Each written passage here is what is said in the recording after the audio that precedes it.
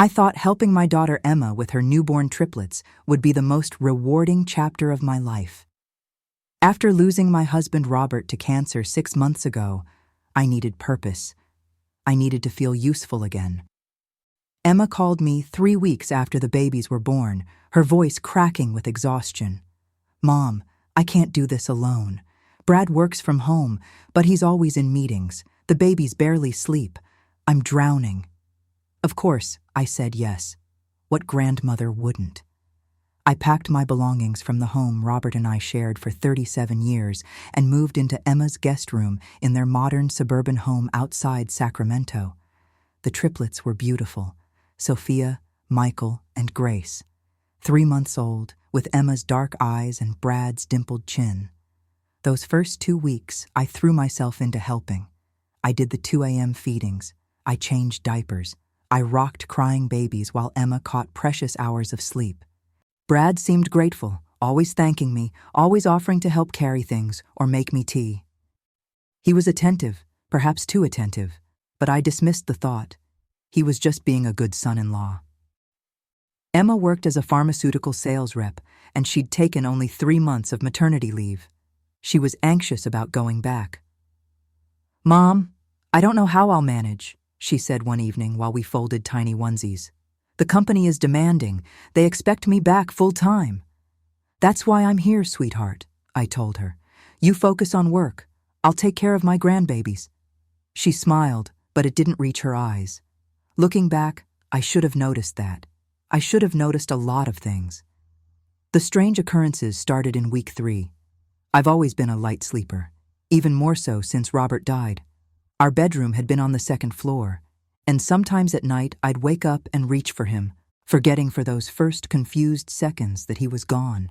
Now, I slept in the guest room adjacent to the nursery, and my sleep was already fragmented by baby duty. It was a Monday night when I first heard it, 2:17 a.m., according to the clock on my nightstand. I had just finished feeding Sophia and put her back in her crib. I was climbing back into bed when I heard voices from the nursery, low, urgent whispers, adult voices. I froze, my hand on the blanket. Emma and Brad's master bedroom was on the opposite side of the house, past the living room and down a hallway. They wouldn't be in the nursery. Not at this hour. Not whispering like that. I crept to my door and opened it slowly. The nursery door was closed, and a thin line of light showed underneath. Someone had turned on the lamp. The whispers continued, muffled, but definitely there. I recognized Emma's voice, then Brad's. "Just a little more. They won't know." "Are you sure this is safe?" "Trust me, I'm a pharmaceutical rep. I know what I'm doing." My heart hammered in my chest. What were they doing? Why were they in there in the middle of the night? The babies had been sleeping soundly when I'd put Sophia down 5 minutes ago. I approached the door, my bare feet silent on the hardwood floor. I reached for the handle, but it wouldn't turn. Locked. From the inside, a cold dread washed over me. Why would anyone lock a nursery door from the inside? It was a safety hazard. What if there was a fire? What if something happened to the babies? I stood there for several minutes, listening. The whispers stopped. I heard movement, then the click of the lamp being turned off. Darkness under the door again. I hurried back to my room and eased the door almost shut, leaving it open just a crack so I could see. About 3 minutes later, the nursery door opened. Brad emerged first, looking left and right down the hallway. Emma followed, carrying something small in her hand. I couldn't see what it was in the darkness.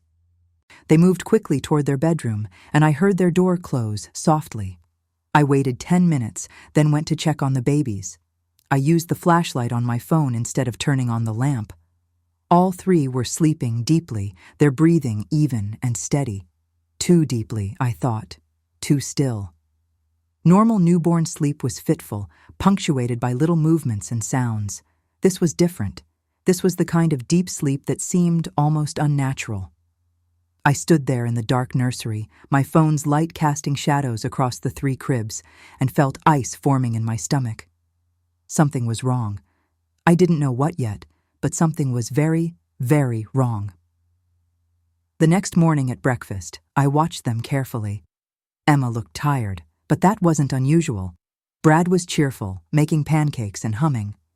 "How'd you sleep, Margaret?" he asked me. "Fine," I lied. "The babies were angels last night, barely heard a peep." "See," Emma said to Brad. "I told you they'd adjust to sleeping through the night." But 3-month-old triplets don't just suddenly start sleeping through the night. Not all three at once. Not like that. Over the next few days, I paid closer attention. On Tuesday, I noticed a small medicine dropper in the bathroom sink, not the one we used for the baby's vitamin drops. This was different, smaller, and it smelled faintly medicinal when I picked it up and sniffed it. On Wednesday, while taking out the trash, I found a receipt at the bottom of the kitchen bin. Walgreens. The items listed made my blood run cold. Diphenhydramine 50 mg, adult formula, and melatonin 10 mg extra strength. Why would they need adult-strength sleep aids? Emma had mentioned she wasn't sleeping well, but this seemed excessive.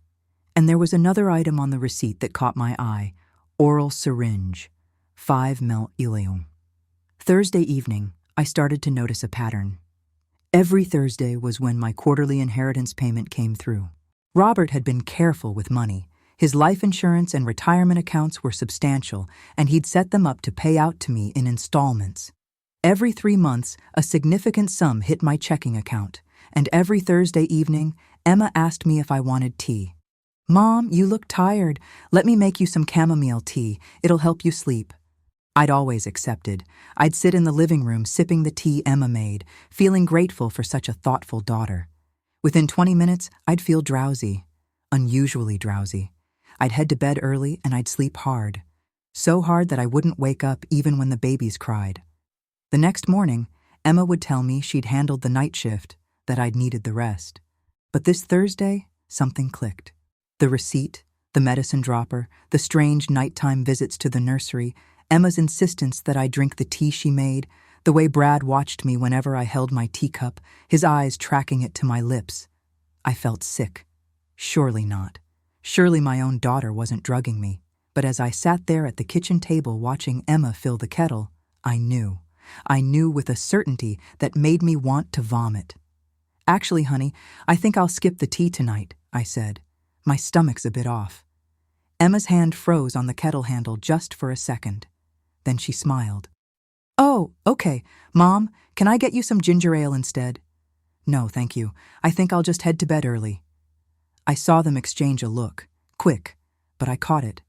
That night, I didn't sleep. I lay in my bed, watching the crack under my door, waiting. At 2:43 a.m., I heard it again. Footsteps in the hallway, the nursery door opening and closing. I got up silently and pressed my ear against my door. The voices were clearer this time because I wasn't groggy, because there was no tea sedative dulling my senses. "Did you check the bank account?" That was Brad. "Yes, the deposit came through this afternoon. $47,000. Emma's voice. "And the documents?" "I have them. I practiced her signature. It's perfect. Once she's had the tea and she's out cold, I'll go in and get her to sign them in her sleep. She'll never know." My hand flew to my mouth. Oh God, oh God. They were forging my signature. They were accessing my inheritance account. What about the babies? Brad again. Just enough to keep them quiet. Not too much. Just enough so they sleep through and Mom doesn't wake up to check on them. We can't risk her being alert and noticing anything. They were drugging my grandbabies. My own daughter was drugging her children. I stumbled backward, my legs weak. I sat on the edge of my bed, my mind racing. What else had they done? How long had this been going on? I grabbed my phone and opened my banking app with shaking fingers. I logged into Robert's inheritance account, the one I rarely checked because the quarterly payments came automatically. The balance made me gasp. It was almost $200,000 less than it should be. I scrolled through the transactions, withdrawals, large withdrawals signed with my electronic signature, transfers to accounts I didn't recognize, going back 8 weeks since the second week I'd been here. They'd been doing this almost from the beginning. Every Thursday, tea, drugged sleep, forged signatures, stolen money, and they were drugging the triplets to cover their tracks.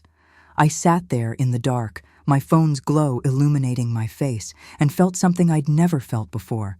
Not just betrayal, not just hurt, but a cold, calculated fury.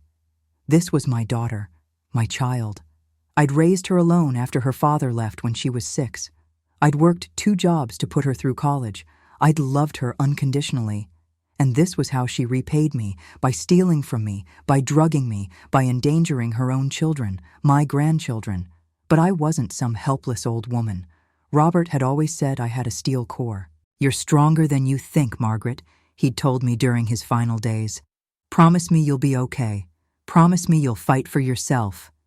I promised him then, and I was going to keep that promise now.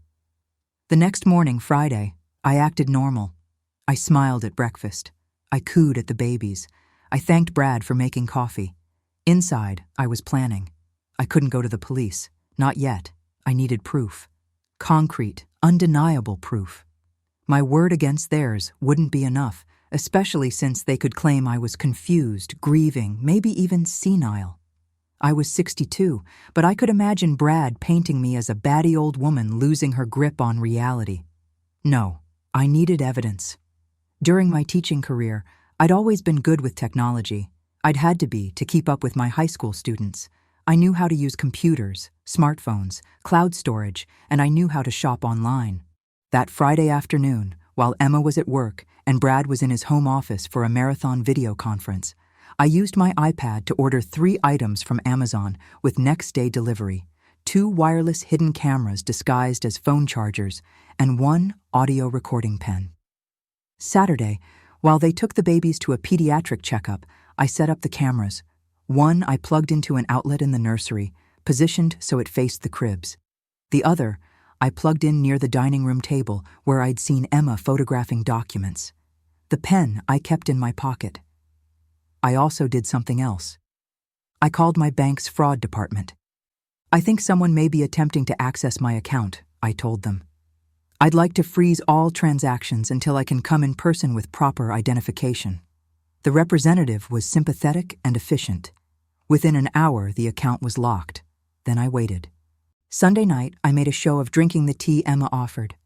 But when she went to check on the babies, I poured it into the potted plant by the sofa. I went to bed at my usual time, but I didn't sleep. I watched the camera feeds on my phone, the app showing me 2 small windows of live video. At 2:23 a.m., they came. Emma pushed open my door slowly. I kept my eyes closed, my breathing deep and steady. She approached the bed and I felt her touch my hand. "Mom," she whispered. I didn't respond. I made my body limp. "She's out cold," Emma said. Brad appeared in the doorway. "Good.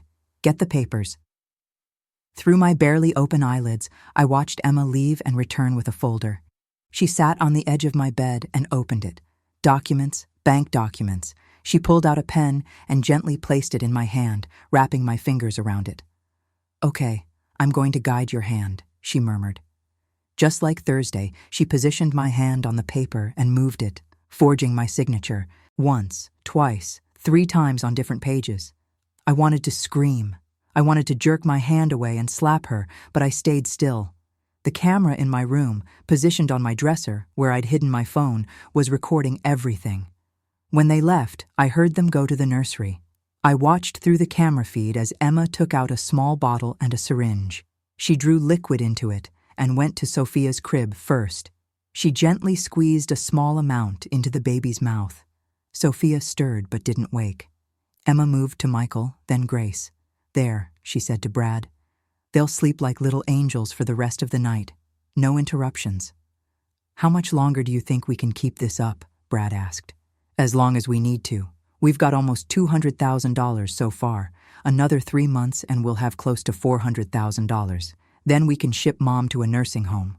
We'll say the grief over Dad made her unstable, that she was showing signs of dementia.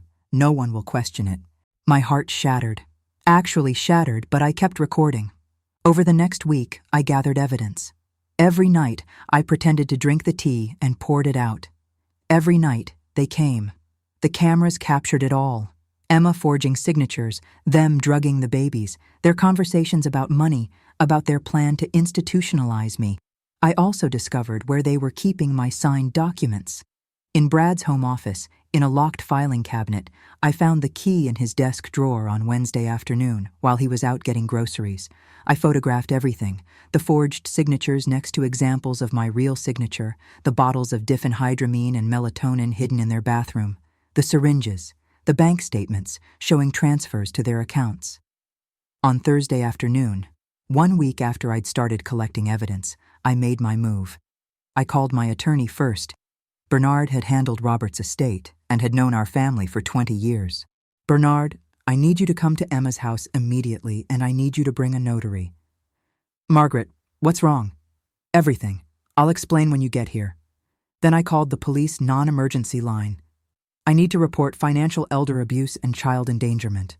I have significant evidence and I need officers to come to an address." The dispatcher took me seriously. "Ma'am, are you in immediate danger?" "No, but 3 infants are being routinely drugged and I have video evidence." "Stay on the line. I'm dispatching officers now." Bernard arrived first, looking concerned. I met him at the door and ushered him into the guest room. "Margaret, what on earth?"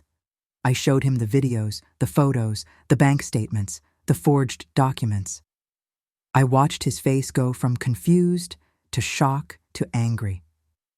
"My God, Margaret, your own daughter. I need you to witness me revoking Emma's power of attorney if she has one. I need you to help me secure my assets, and I need you to be here when the police arrive." Emma and Brad came home at 4:30 p.m., Brad carrying takeout bags, Emma juggling her purse and phone. They walked into the living room to find me sitting on the sofa. Bernard was beside me. 2 police officers stood near the fireplace. The look on Emma's face was almost comical. Almost, if it hadn't been so tragic. "Mom, what's going on?" "I know everything, Emma," I said. My voice was steady, stronger than I felt. "I know about the tea, the drugging, the forged signatures, the money you've stolen, everything." Brad dropped the takeout bags. "Now wait a minute. We have video evidence," one officer interrupted. "Multiple nights of video and audio. We've already reviewed the footage Miss Chen provided." "This is ridiculous," Emma said, but her voice wavered. "Mom's been confused lately. Grief does that. She hasn't been herself." "Actually, I've been myself more than I have in months," I said. "Myself enough to install hidden cameras. Myself enough to document everything you've been doing. Myself enough to freeze my bank accounts before you could steal more money. And myself enough to call Child Protective Services about the fact that you've been giving diphenhydramine to 3-month-old infants." Emma's face went white. The next hours were a blur. The officers asked questions. I showed them everything on my laptop, Bernard certifying that the evidence was legitimate and unaltered. A social worker arrived for the babies. Emma was crying, begging, saying she'd made a mistake, that the stress had gotten to her. "I would have given you anything," I told her at one point while the officers were on the phone with their supervisor. "If you'd needed money, I would have helped you. But you drugged me, Emma. You drugged your own mother. You put your babies at risk." "For money, you don't understand the pressure," she started. "I understand that the daughter I raised would never have done this. I understand that greed turned you into someone I don't recognize." Brad tried to run. He actually tried to walk out the back door. An officer stopped him. They were arrested that evening. Financial exploitation of an elder, forgery, child endangerment. The charges kept adding up. The babies were examined at the hospital. The doctors found traces of diphenhydramine and melatonin in their systems, but thankfully, no lasting harm. The social worker asked if I could take temporary custody. "Of course," I said, holding little Grace against my chest.